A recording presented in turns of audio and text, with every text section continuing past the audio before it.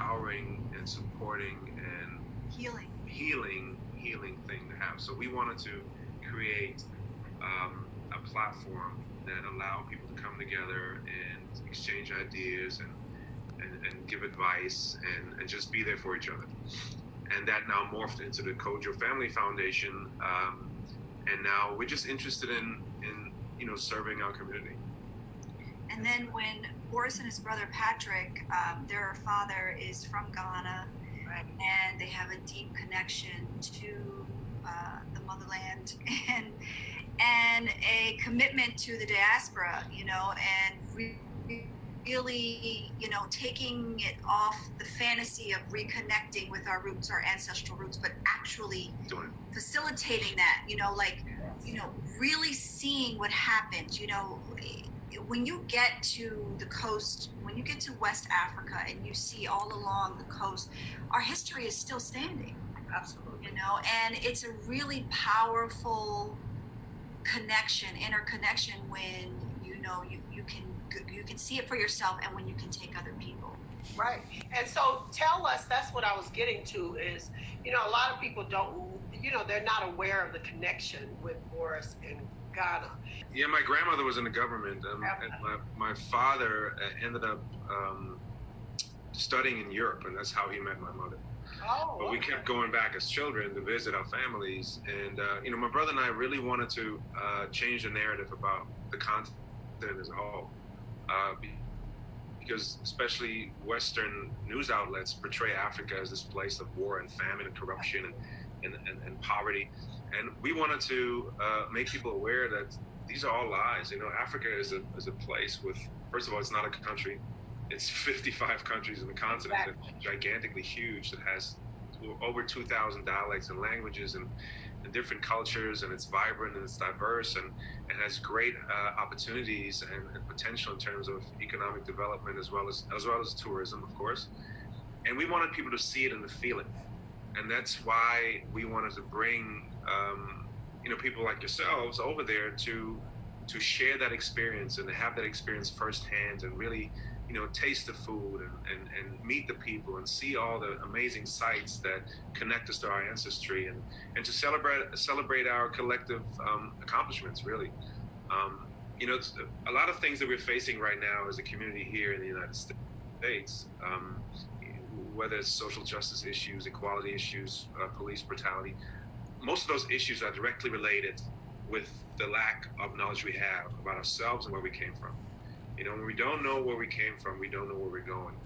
And so that disconnection, that lack of positive self-image and some of these insecurities that we carry for generations and generations, through the post-traumatic slave syndrome, and being victims of white supremacy and racism, some of these things we can be better aware of and learn through if we know for certain that not only do we have a culture, we have legacy, we have tremendous ancestry of kings and queens, and that's real. That's not just talk. Yes. So for me, it was important to bridge that gap and to build a bridge between the diaspora and Africa to make sure people understand that. This edition is called Hollywood Black Love. And, it's hard. I know how hard it has to be in Hollywood to stay together for 20 years and to be two gorgeous, creatures. Because, I was laughing and I was telling Trell that my husband is 73 years old. And, when we're out, sometimes women will knock me down to get to him, and they still remember like the dynasty days of the soap opera, and they be like, Lucas Barnes, and they come and hug him, and they're like, will you hold my purse while I take a picture? Will you take a picture? Right? And it's funny because I'm like, you 73, so it never ends. But I can't even imagine for you guys what that's like. How do y'all handle that, that admiration, or just the people that are fans and they get overzealous? How do y'all handle that? Well, I met him with women screaming, right? Like he was the guest star on Soul Food. So when the cast would go out on the weekends, or when we moved to Atlanta, you know, he on a Saturday. So like I was used to it in a way from the beginning.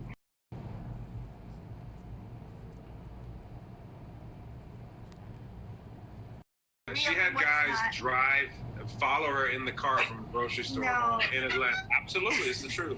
I'm sure. I can call the police chief and make some arrangements. Listen, but I'm saying it was really, and men should know this. And I've seen the way Mr. Lawson treats you. It's their position on it that really matters. Absolutely, it's true. They have. And also the meaninglessness of it all. You gotta keep that in mind, how meaningless it is. And that's great that you guys have obviously been able to do that because you're still together. And you know what's really hard is kids. Marriage is one thing, but marriage kids. I know. That's a whole, anybody can tell you. I mean, anybody married with children is going through it over things that matter. You know? And you know, I saw the little skit that you did that day when you dressed all up and you came downstairs and they were like, Mom, where are you going? This COVID, it was so cute and it was so on point because sometimes your children become the parents and you become the kids, right? Oh, definitely. I mean, I get it all the time, and I'm like, we shame them. They're so ashamed of us most of the time, embarrassed by what we do. I know, they get embarrassed, and then they're like trying to boss you around. Because I tell my kids, look, I'm a kid for 50 something years, and now I'm having the time of my life. Go somewhere with that. I'm gonna do. This is That's me. right. You know. So for the pandemic, I saw your beautiful anniversary. How did that come together? Well, we were kind of down. You actually, we got to give you credit, at least partially, right? Because one of your trusted, beautiful co-workers, mentors for her kids, for the kids, exactly. Cassie, she helped me put this whole thing together. I reached out to her because beautiful. You got a lot of brownie points for that one. Boy. Yeah. Well, women all over. They were like, I had some help. I had some help, and I know what Nicole likes, and we couldn't go anywhere because of the pandemic, so we had to make do with what we had around here, and I had some help from a friend, Steve, who owns this beautiful spot named Spartina, and he opened up a little corner for us on the outside to keep COVID safe. I got the scoop after because I was surprised. He said that he was going to take me out to eat in an outdoor COVID restricted place. Okay.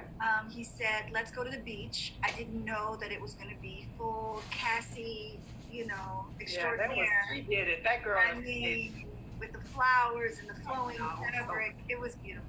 It was really beautiful. And you know, you made it tough on other husbands. I didn't even know that. She had a violinist. I was looking for the drums. That was beautiful. Tell me, what's your favorite? I absolutely love Soul Food. I was just heartbroken when they need to reboot it and come back with it because during these times we could really use something like that. Mm-hmm. But tell me, each of you, what was your best experience in acting? What was your favorite? If you could do maybe the favorite two things that you've ever done, what would they be? I can answer for her. You can answer for her? What? Yeah, her most rewarding experience was when she was the first African-American actress to portray Blanche Dubois in Streetcar Named Desire on Broadway. Right. And right. That was definitely the pinnacle of her, and her, you know, her resume is 2 miles long. I know. I saw that play, by the way. Yeah. She knocked that out the park. So, and I was there. I was lucky to be there to witness it. The kids were there. Wow. To see mommy on stage, which was great. So that I think that was definitely her most rewarding. And also, you know, you got to remember she's such a skilled actress, and sometimes these movie parts and TV parts don't tap into you know, half the talent that she has and things that could challenge her. But being on stage 8 times a week Yeah. for 3 or 4 months doing Tennessee Williams plays. That really challenged her fully. Yes. Her entire Wow. capacity came out. My publicist, ladies and gentlemen. And So let's see if you can get. so let's You know, I think what people would realize you how say his was? Yeah. Well, you know what's funny is that people don't realize that he went to VCU on a tennis scholarship, but he also is has a business degree, and his power, his light, his joy shines behind the scenes. He is a director, producer. I mean, I know this face belongs on camera, right? But he is really make it happen kind of guy, and he's having the time of his life right now, putting projects together and producing. That is awesome. I mean, Station 19 is really a joy for him, and working with Yes, it Shonda is. Show. You know, Shonda Rhimes, to be Yes. blessed by the opportunity to, in this lifetime, to work with Shonda and Betsy Beers is really wonderful. But I think that the best is yet to come from him behind the scenes. That's Yeah, I think she was born to be on stage, right? She that was her calling. It is her calling. That's her purpose, and she touches millions and millions of lives, and that's a beautiful, amazing thing that you have a gift like that. And I think that I have a lot of different interests, and Yes. acting is part of it, but producing is another part, and producing events like Full Circle Festival and Right. exploring It was a big opportunities. Yeah, in Africa. And Patrick and him did that I themselves. know. I was blown away by that. Yes. and both That's the organization of that. Those three partnered with Essence and made that happen. You came on one of the biggest years ever. It was incredible. I mean, the festival was like another Essence festival, and now I can imagine all the moving parts and how amazing that was, and just all the trips and the putting that together is a major deal. So Yeah. I can only imagine. And you know, on one of the Hollywood Husbands episodes, I love that. It was so funny because you guys did a thing and you did like an acting class or directing or something. That's right.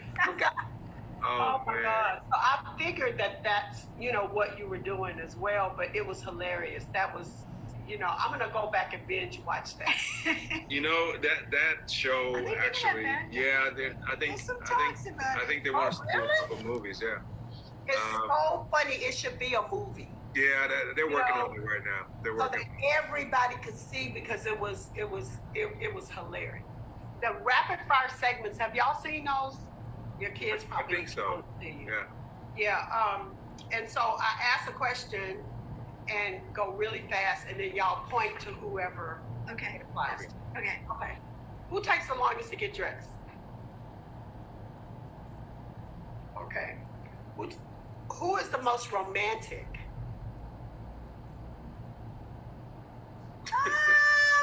Wait.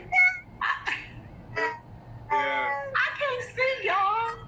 Yeah, I think it's both of us. Yeah. It's both of you guys. Oh, how sweet.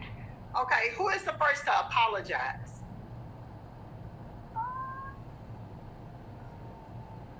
It's more me. Oh, Yeah. I thought that too. Who is the most forgetful? Forgetful. Yeah. 5G, man. The mommy It's brain. 5G. Well, you got more stuff to do.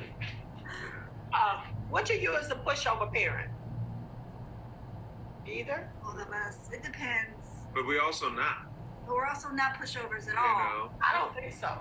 Just whether Yeah, I- we're that last generation of old school. We're born in the Yeah. 70s, both of We us. tell our friends. We Oh, tell our okay. kids. We say we're not your friends. No. We're your parents. Yeah. Not your friends. I know that's right. Okay, who cries the easiest?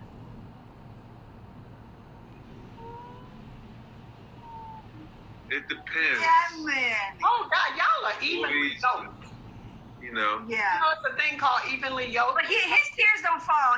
He holds them up like at the sad movie. He doesn't mind to come down. Oh, I know. I'm the biggest crybaby. I cry over everything. Who tells the best jokes? Yeah. You for sure. I see. For sure. My American vernacular is not the best. He tells a long, I tell stories, yeah. and I get lost in I the have joke. reenactments the joke and I is get gone. right to it. She does skits, full skits Right. with props. Well, who is the most likely to fall asleep during a movie? Okay. All right. For sure. Within 2 minutes, I'm done. Okay, that's Richard too. This show is centered around voting. And so I wanted to ask you guys, why do you vote? And who was the person that most influenced you to vote? Well, at home there was never a question about voting. He's Voting, still a German citizen. voting to us is first of all it's your right and your responsibility as a citizen. So that was to us it was the same thing as like going to school. There was no question. You're going to go to school, and voting is just like that in our household. There was never a question about it. It's your right and your responsibility. If you want to take part in society, you got to let your voice be heard. And I think now we're in a pivotal point in our history that it's more important than it's ever been. So we got to fight for that right. Here we have a legacy of feeling marginalized and unimportant and on a cellular level. Like we know how to make it, but we also feel like we're under the radar. Yes. And to get us, to motivate us as a community to vote, there's so much other self-esteem work that we have to do and motivation and inspiring that we have to do for the younger generation. I mean, 18-year-olds don't even realize that they are allowed to vote. Right. And so that if we can get the seniors in high school and the freshmen in college to understand their voice, they go back home and say, Mommy, Daddy, you have to vote. And, it becomes a groundswell. So I think that's going to be our strong point. If we can fill out that census and we can get the young people out there to vote, like with Obama, and get we those. need that same kind of energy. We Yes. need it badly, guys. Absolutely. Yes. Oh, and who influenced you? I met your mom and your dad, by the way. They are hilarious. Your mother had me entertained. She was telling us, she's a great storyteller. And I met your dad briefly, but who was the most forceful about voting, or was it both? It was Or both. was it Really. your parents? Yeah. Well, it was both because, my mother is from the South and my father is from Baltimore, from the inner city. So I had two very specific sensibilities around history. And, my mother in North Carolina knows firsthand about what happened on the day integration happened and what lynching really is and horrors like that, and having to go through the back door at Woolworths, things like that we read about in history books. And then my father knows where he was when Dr. King was shot. My father has shined shoes. My father has a very rich, inner city Black boy narrative. And he's a dentist now, right? And he's a dentist. He's still practicing on Yeah. Paradise Avenue, Baltimore. And the two of them together really made this effort to keep me empowered, educated, and actualized, and to not be afraid. And I think that has been my inner journey, just holding them close. And when it's time to make big decisions, now that I have my own children, I hear them in my head all the time. Yes, absolutely. Well, this has been the biggest fun for me, and I so appreciate you guys. And I just can't wait to see what you guys do next. So Yes. anyway, thank you so much. And Thank we're so moved and inspired by all of your talks, Okay. and the guests you have and the topics you're covering, and we're just honored to be a part. Also, the fact that you're so active and Yes. you're so involved and you're so motivated to help and to uplift and empower all these people. You're inspiring so many people. It's amazing. Today was so inspirational, talking to this couple who has weathered the storms and been together all these years. And we always bring it back to voting, and I thought that their comments were amazing. So we all have to do our part, and our part is getting out to vote.